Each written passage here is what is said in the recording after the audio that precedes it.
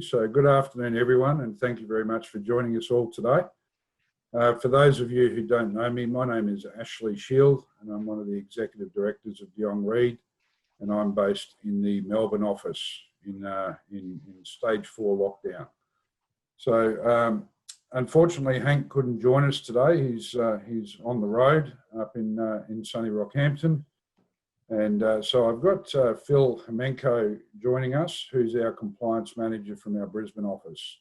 And we're very, very proud as a firm that we've invested in having a compliance team and a compliance manager to ensure that everything that we do is at the very highest standard and protects all of our clients. So today, Phil and I are going to have a bit of a talk through about risks directors and business owners face, and what that can mean for them and their families. When we develop our strategies, we always take a holistic approach and consider both the corporate and personal issues.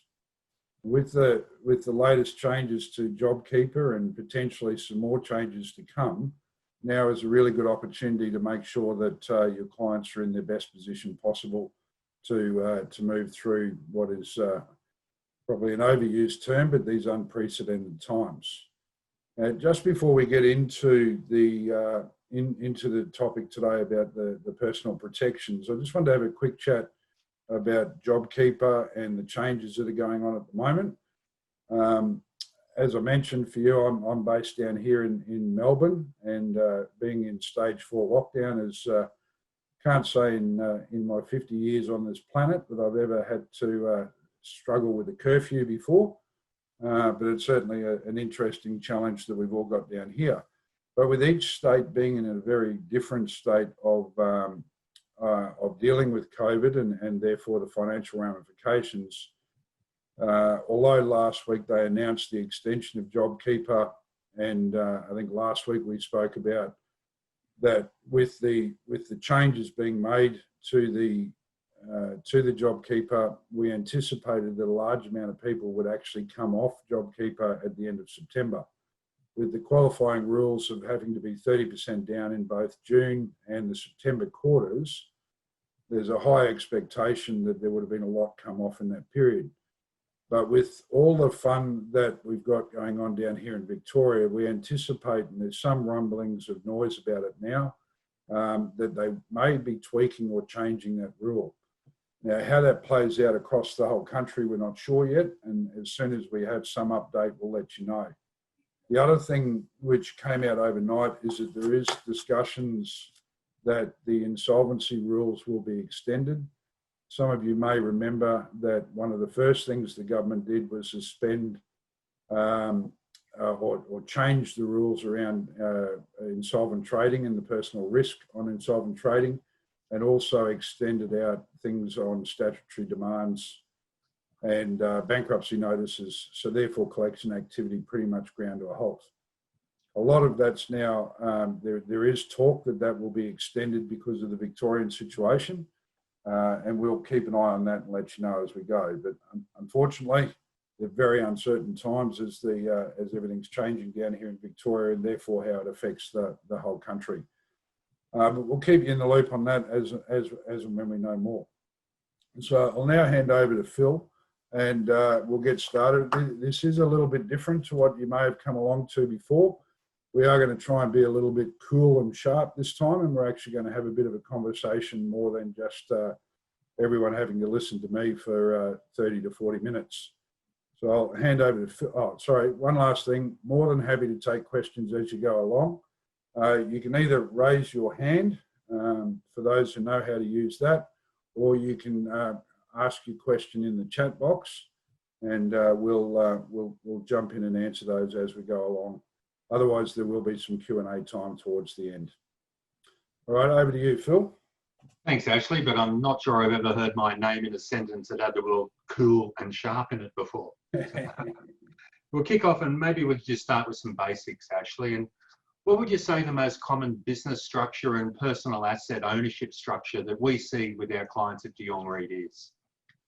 So what we see most of the time is you've got a husband and wife as joint directors and shareholders of their trading entity, and along with both the husband and wife often being the joint owners of their family home. Now, although we understand why this is often set up, it's not actually something that we think is a really good idea. Why isn't it a good idea to do that, Ash? They're husband and wife. It sounds fair enough. Yeah, well, that part does. The downside, unfortunately, is that it means that both directors are joint and severally liable for the majority of the debts that come out of the company. So you're actually putting two people at risk when you don't necessarily need to. So what are the major common risks that directors of companies might face, Ashley? So the four main areas that we particularly focus on and seem to be the biggest problems is that you've got areas around director penalty notices, insolvent trading claims, personal guarantees, and more importantly with the personal guarantees is the impact of equitable interest clauses through those personal guarantees. All right, so they're the four major areas. Let's start with director penalty notices, Ash. Could you tell us a little bit about that, about what it is and how it works? Sure. So director penalty, most people have some idea around this, but director penalty notices are primarily focused around PAYG superannuation. And since the 1st of April, they now include GST, the luxury car tax and the wet tax. So what it actually means is that the ATO has the ability to make a corporate debt in any of these three areas for any unpaid debts of PAYG, super or GST primarily. They can make them a personal liability. Now, it doesn't happen automatically. There are two forms of director penalty notices that exist. If a client or if a taxpayer reports all of their taxes on time, their PAYG, GST and super, if they report them all on time within their prescribed timeframes, then for the ATO to attach that to them personally, they're required to issue what they call a director penalty notice. You then have 21 days to deal with that debt or remit that debt, and that can be done in a couple of different ways, either by paying it or putting the company into liquidation. The other form is if it's a lockdown DPN, so if someone hasn't haven't reported their taxes on time or within the prescribed timeframes, which for PAYG and super is 3 months of their due date. For super, it's on the day of the due date. But if they're not reported on time, then the ATO can automatically make a director personally liable for that debt. So if both the husband and wife are directors of the company, they both get penalty notices. What is it, like half each? No, it's the whole lot. It's a joint and several debt, so they both get hit with the same notice for the same amount of money, being the whole debt. The ATO will only collect it once, but both of them are on the hook for the whole lot. So if only the husband, for example, is the director, only he gets a director's penalty notice. That's correct. All right.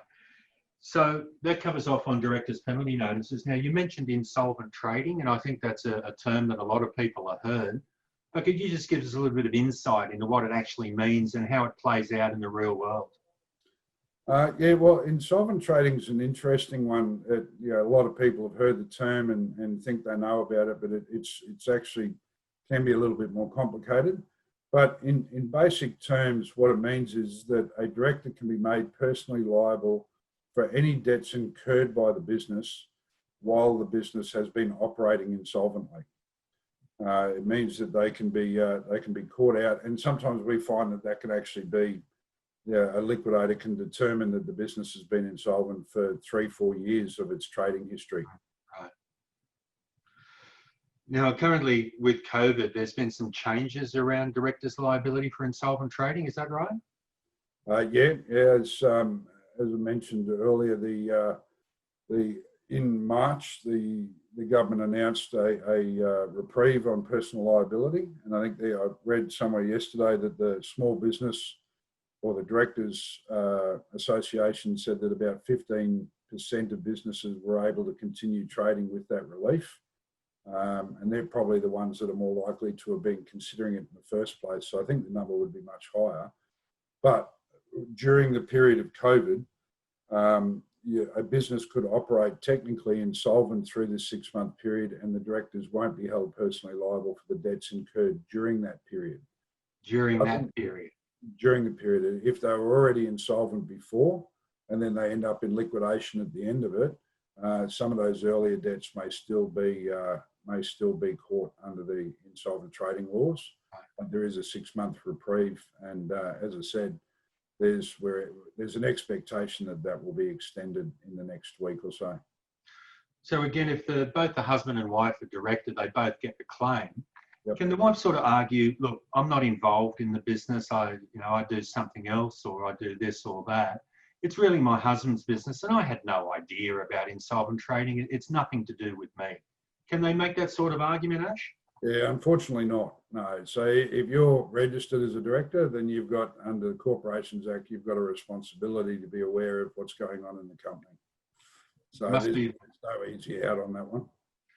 So it'd be a bit of a shock, I assume, to some of the partners that don't work in the business when directors' penalty notices and insolvent trading claims start showing up. Yeah, mate, as you know, some of the hysterical phone calls you can get when, I had nothing to do with the business. Well, unfortunately, you're on the directorship. So, yes, it's can create some interesting phone calls. So, obviously, you and I have helped a lot of clients at De Jong Reed and helped a lot of them overcome these types of issues. When you put a company into liquidation, do you just expect to get an insolvent trading claim, or how does that progress? Look, in our marketplace, Phil, in the small and micro business market, I think when a company goes into liquidation, you'll find that most liquidators will believe that there has been some insolvent trading. And my personal view is that really, unfortunately, a large percentage of businesses in Australia at some point or another do operate insolvently. They can't always pay the bill on the day that it falls due. They may have money coming in tomorrow, but that's a technical insolvency point. So really, in most cases, we'll always find that that there will be a version of an insolvent trading claim that we have to deal with. So the liquidator, let's say that there are insolvent trading claims. Is that straightforward for them to pursue, or what sort of issues do they look at when they're determining how they're going to deal with a potential insolvent trading claim they have? Yeah. Well, look, it's simple in one form, but pursuing it all the way through the courts gets very complicated. So, generally the liquidator staff will put together a claim saying that you owe, $1 million, $2 million under an insolvent trading claim. But if you were to pursue that all the way to the court, it's quite an expensive process. The documentary and the evidence levels do need to be quite high. So there's a lot of work for a liquidator to do. And for a liquidator, their role obviously is to try and get a return for the benefit of creditors. And if they're going to pursue an insolvent trading claim, they want to know that the director's actually got something to pay at the end of it. Otherwise, what's the point of spending 30, 40, 50 grand pursuing a claim where they're not going to get a return anyway? So they do need to, under their rules, look at some of the commerciality that ties to that. Now that may touch on personal asset ownership that we're going to be talking about in a little while. So I just want to make that link between insolvent trading claims and when they get pursued for when we talk about personal asset situations later. So that's why you're here, mate. You're the compliance manager to make sure that I say all the right things. So we've covered off on directors' penalty notice and insolvent trading. Now, the next one on our list was personal guarantees. And that seems pretty obvious. If you sign a personal guarantee, if the company doesn't pay, well, the guarantor has to pay. And if the husband and the wife both sign the personal guarantee, well, then they're both liable for the debt. But you also specifically mentioned caveatable interest clauses. Yep. Can you just tell everyone a little bit about what are caveatable interest clauses and how that all happens, how it comes about? Yeah, so well, most of the time they're hidden in the trade agreements that the directors sign up for. So when they apply for a corporate account, whether it be at Bunnings or any supplier that they may have, written into the fine print will be the right for the creditor to issue a caveat. or to put a caveat on property. It's often well and truly hidden in the fine print, which is why they call it fine print. And there are a number of different types, but effectively what it does is allows them to put this caveat on the title of the property and shows that they have an interest and therefore a right to get their return from that. Caveats really are quite nasty, particularly when you're looking at the personal side of things, because they don't get extinguished by bankruptcy. They still sit there. And they can sit through bankruptcy. And depending on which state you're in, some of them can give you the right to sell the property from underneath the owners, even if there is a mortgage or a bank sitting above that. And then in other cases, they've just got to sit and wait for it to be sold. But the key is that they don't actually get extinguished by bankruptcy. Now, I've seen these clauses and they're often in multi-page documents. And what you've got is a little bit that big in tiny little fine print, just a couple of sentences that grants the creditor that right. Yep. Now, in my experience, a lot of directors that have signed these credit agreements have no idea that those caveatable interest clauses are even in there. And I'll tell you who's even more surprised, their partner, the other owner of the property, the husband or wife that's not involved in the business. Yep. Both the husband and the wife have signed a trade agreement that's got this caveatable interest clause in it that attaches to both their equity in the property. Is that right, Ashley? That's correct, mate. I bet there's been a few very difficult conversations between husbands and wives when a caveat went on the family home, I would imagine.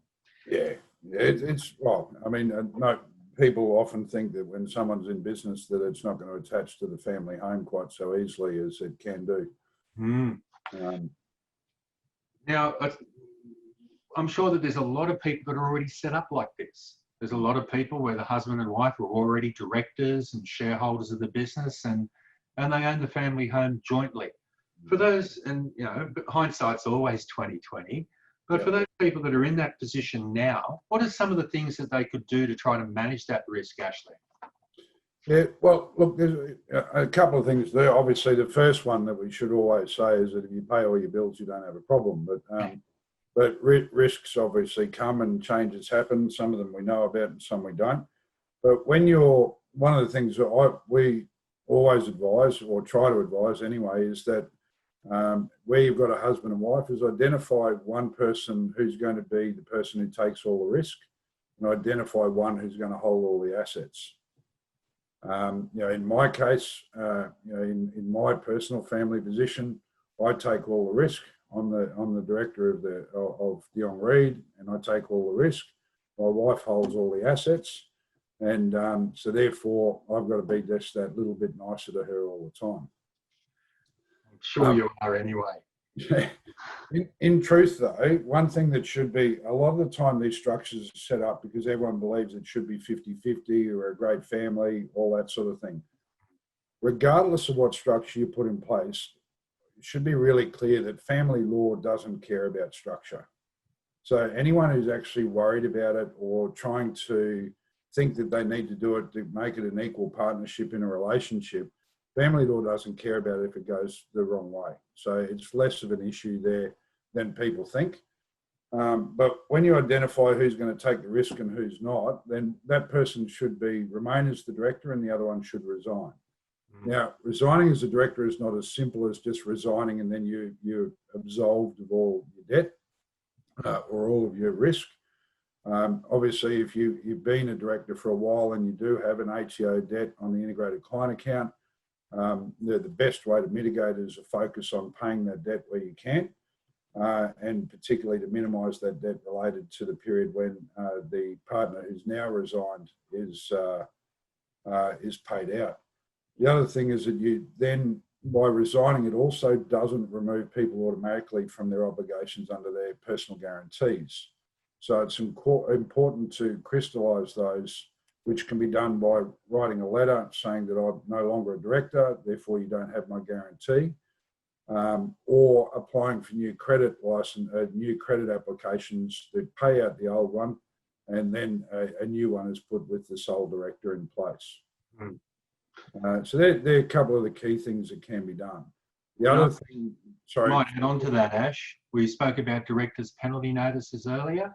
Yep. So I'd probably also suggest making sure that you do all your lodgements within the prescribed time frame, so that if you do get a penalty, that at least you've got the chance to remit that penalty at some point in the future. Yes. So that way. It should be a foregone, but it doesn't always happen. But yes, lodging on time is critical. Well, look, you and I have helped a lot of clients at De Jong Reed, and sometimes what we've found is that people don't want to lodge because then they're worried the ATO will find out how much the company owes. So they sort of hold back the lodgement thinking that they're protecting themselves and their family, where quite frankly, they might be just exposing themselves to more risk. Would you agree with that? Yeah. Well, in the very early days of GST, and I'm showing a lot more of my grey hair when I say the early days, but because the systems weren't quite as good as they were with the matching, it was always a case of that if you didn't lodge, then you had more time. So by putting these director penalty notices and timeframes in, the ATO was trying to give themselves a sporting chance to actually chase the debt. So that's where it's come from. But certainly by trying to hide from it and not lodge actually ends up putting you more at personal risk than they would otherwise be. Now, Elise, I think we saw a question pop up. Yeah, so we have a question in the chat window. What if a potential creditor asks for security over assets owned by the other partner? Well, that's an interesting question, particularly coming from some lawyers. I personally not a big fan of obviously of giving that. If the director and if the non-director partner has been asked to do it, then you've got to ask why they would want to give access to their security, give access to it. I do know of many cases where creditors have asked for that, and then it's a matter of saying, well, no, you don't have access to that because it's not within my stuff. If they refuse to give you credit because of it, then you need to make a commercial decision as to whether you do or don't.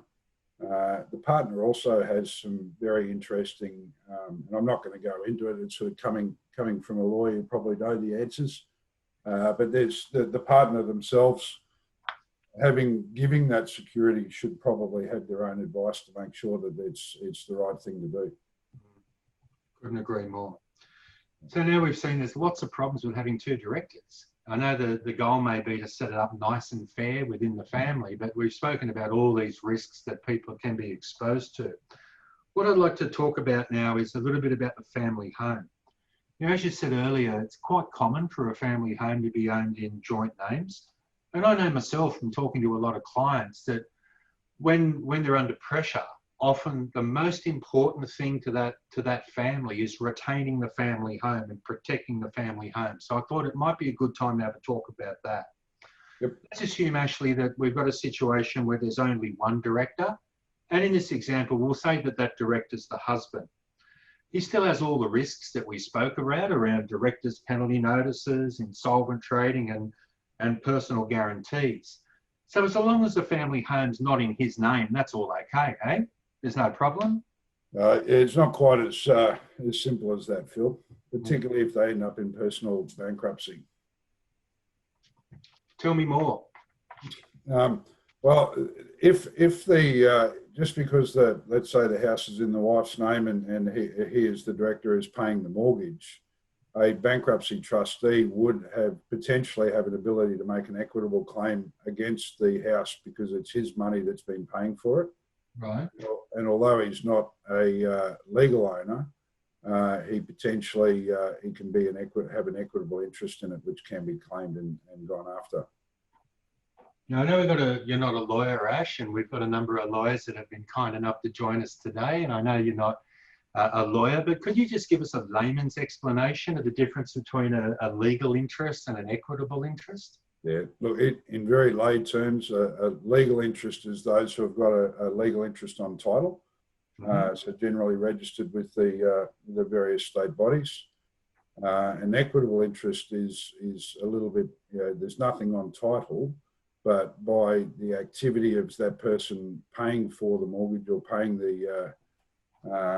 for even renovations sometimes, but let's just focus on the mortgage. If they're paying the mortgage, then particularly in an insolvent situation, there is a potential ability for an equitable interest claim to be raised. So I've heard of arrangements where the husband's gifted his equity to the wife for love and affection. I've heard of arrangements where the husband sold the equity to the wife and gave them a loan for it and then forgave the loan a few days later. Does that sort of stuff work where you just transfer it out in the other person's name?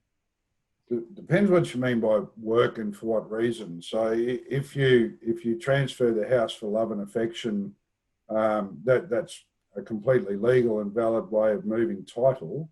Yeah. However, if you're doing it to defeat creditors or if you're doing it to provide some asset protection, then it won't stack up, particularly in an insolvent situation. So both will be deemed to be uncommercial transactions. Right. And again, the equitable claim will come into play.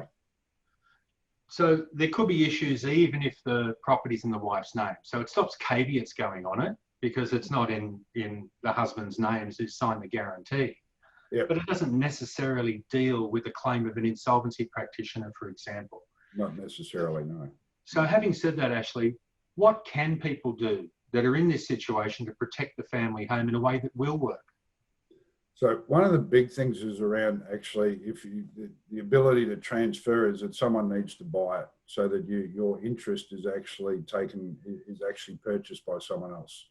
Mm-hmm. So primarily a third party can be the wife can enter into a transaction to purchase the property, purchase that person's equity from them. And the key to that though is, unlike your other example where they forgive the loan 3 days later, is that they actually physically need to pay for that equity. So they need to pay for the loan. Yep. Now I'm going to put my compliance manager hat on now, and I'm going to throw a couple of terms at you. The doctrine of exoneration, that's also known as the equity of exoneration. Yep. Could you give us a brief run through of what the equity of exoneration is and how we can apply it to help our clients? Yeah, so I guess again, you can spend a whole lecture on this one in itself, but in simple terms, where one party uses the equity in their home or in a property for the value of themselves only, then it can be argued that that there has been an exoneration claim in play where they've actually already taken their share of the equity out. Mm-hmm. So rather than it just being for instance, if you bought or borrowed $200,000 to put into business in the husband's name only, then that is money that's being used for his benefit, and it could be argued that he's actually taken his share of the equity out already. Okay, so basically, if someone borrows against the house for their sole benefit, it should be repaid from that person's share of the equity first. That's the way it runs? Yeah. All right. Now, I might just put a little example up on the whiteboard, and I hope you can see it, but I know the whiteboard's a little bit small on the screen. So we're going to say that we've got a house that's worth $800,000, and that house is in joint names, husband and wife. There's a home loan for $400,000, and there's a business loan to husband's business for $200,000. Now, one way of looking at this is that it's worth $800,000, there's $600,000 worth of debt. So $100,000 of the equity is the husband's, and $100,000 of the equity is the wife's. And this would probably be an argument that an insolvency practitioner would make at face value, that this is the way that they'd look at it. Now, in applying the doctrine of exoneration, the way that Ash has explained it to us, I start with $800,000, then I take off the $400,000 home loan, and I say that there is $400,000 worth of equity. So $200,000 for the husband, $200,000 for the wife. But in our example, the business loan of 200 was solely for the husband's benefit. He's the shareholder of the company. The wife is not involved. So she's really allowed him to borrow against his equity on the house for his own benefit.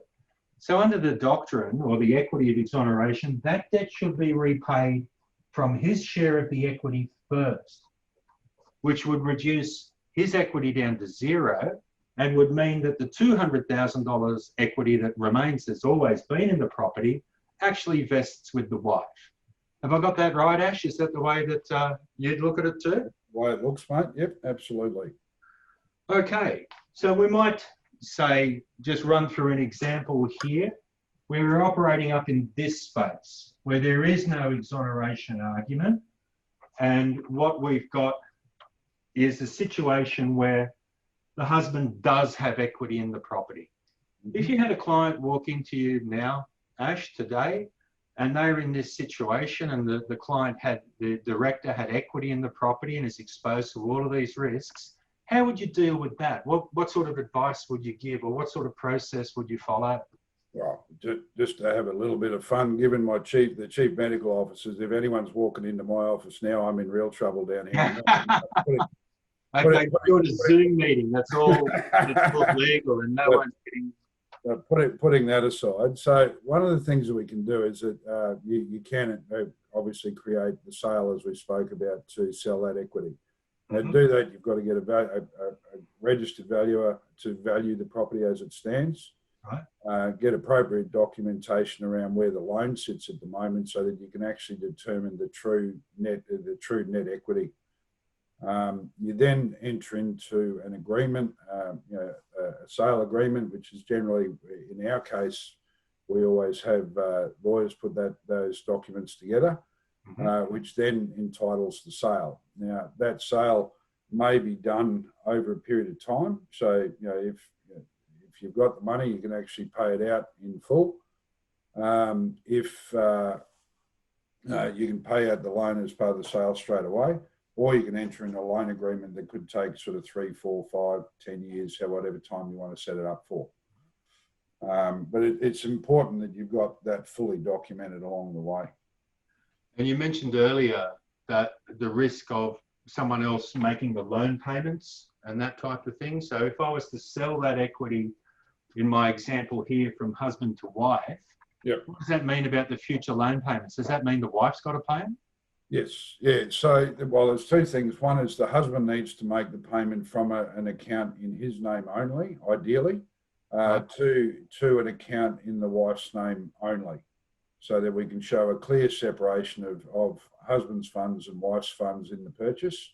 Yep. And the wife needs to continue to make the payments on the mortgage from an account in her name.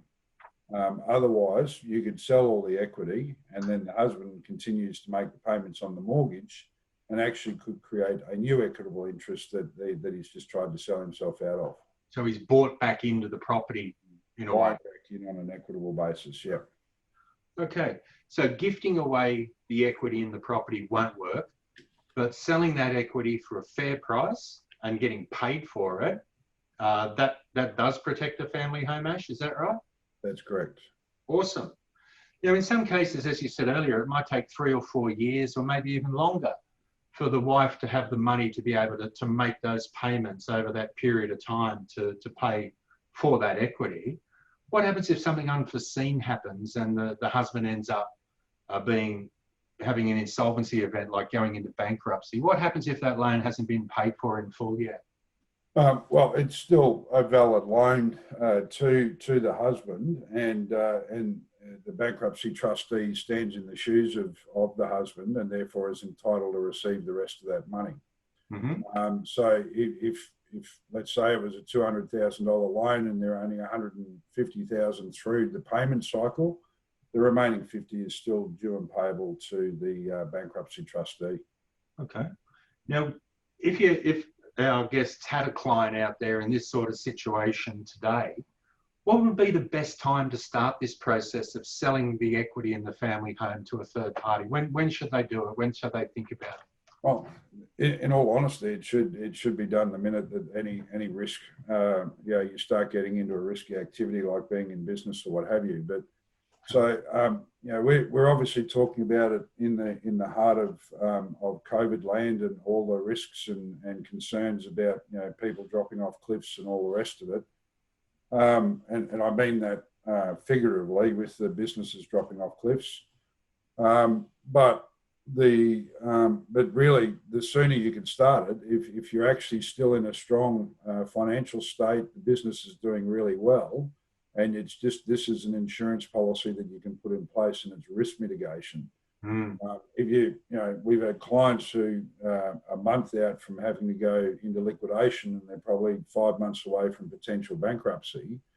You're starting to get a bit late to make any of these things happen. It can be done, but trying to find the money to do it is, if you're already in trouble, can be difficult. So the sooner you do it, and ideally you do it when you don't need it. So you don't wait for it to start raining before you buy an umbrella. Absolutely. Although if you're like me, it's often too late for that. So you live in Melbourne. Avoid that.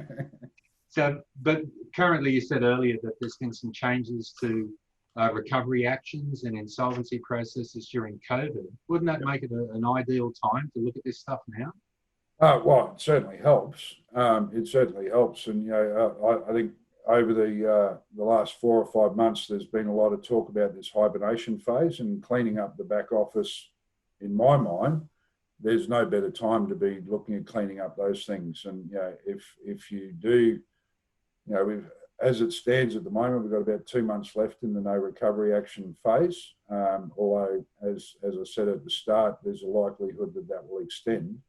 But getting on top of those things now, before creditors start pursuing, I'm quite confident that there are a bunch of creditors lining up, waiting to actually issue stat demands and bankruptcy notices as soon as they're permitted to do so now, but it's the way it's structured doesn't make it very exciting way of doing it. So I anticipate it's coming. So it's better to get things underway early.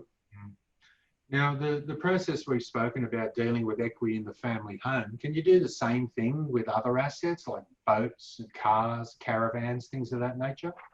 Absolutely. So basically, you can look at doing any type of ownership transfer through sale with any asset. The key is always that it needs to be done at value, and that money must be paid. The consideration must be paid.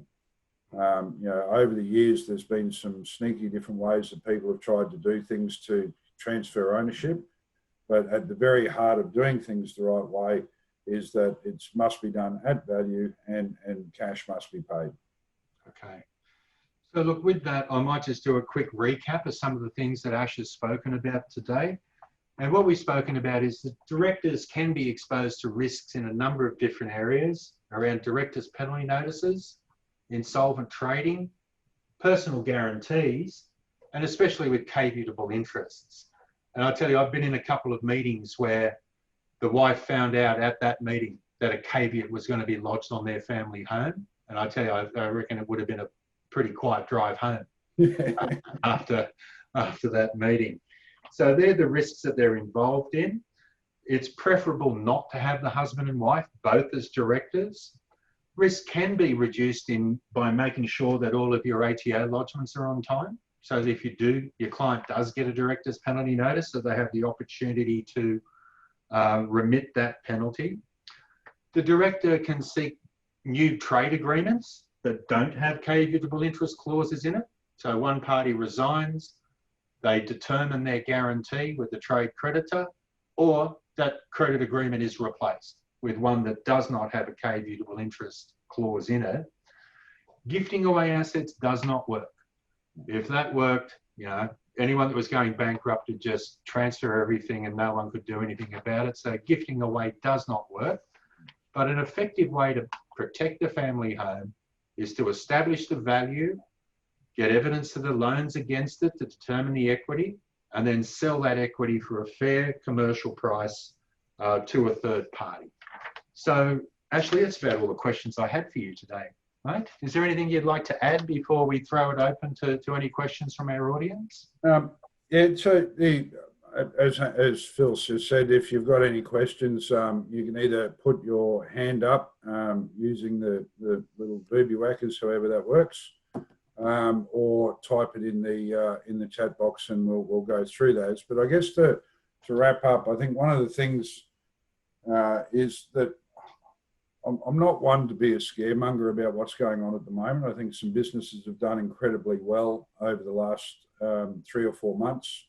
And to be honest, as an Australian, I'm actually very proud of how business has actually survived through this period to date. Now, there's no doubt that there is going to be some pain that will come. And, some people are talking about zombie companies. Some people have been talking about this cliff. All of that will come, but we're not actually here to deal with the panic side of it. Those things will be there, but there are some clear things that business owners and their advisors can start looking to do now to give themselves some protection against what may or may not come. A lot of what we talk about is really a form of insurance policy. I hope that none of your clients ever, or none of our clients ever actually need to use some of these protections that are in play. But we know that life is what it is, and some people will need those things. So this is more of a preactive and proactive things to do to try and help people as we move through the next 6 months. And it's not this personal protection is not a COVID message. It's a message that we've been talking about for 10 or 15 years now. So it's very important all the way through. So that's really all we wanted to cover today. I really appreciate everyone coming along. At this stage, we haven't had any hands up, I don't think. Oh, no, we do have a question coming through here. All right, so is there... Oh, Just read it out loud as well. Yep. Is there any other protection options? One spouse buying the other's equity doesn't sound practical in most cases where the spouse who owns the assets isn't generating enough personal income to buy the breadwinner's equity. Phil, you want to have a bash at that to start with? There's no other effective asset protection measure that I know of where it could be argued that you only did it to stop your creditor getting the equity in the property. Insofar as it being not practical, obviously we get the property valued. We get realistic valuations on that property, not bluesky.com type valuations on that property. And as Ashley alluded to earlier, payments can be made over a significant period of time.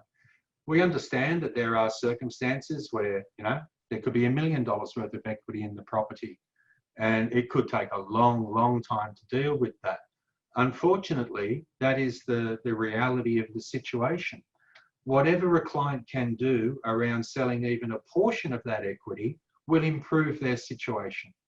Now, you may not be able to solve 100% of the problem, but whatever equity the spouse is able to purchase, well, they're entitled to that. And that would reduce the claim that an insolvency practitioner may have later on. Now, there are a number of schemes, I suppose you could, or a number of strategies that are promoted by other firms, as we alluded to earlier, that around loan agreements, the use of unit trusts to try to wash equity through.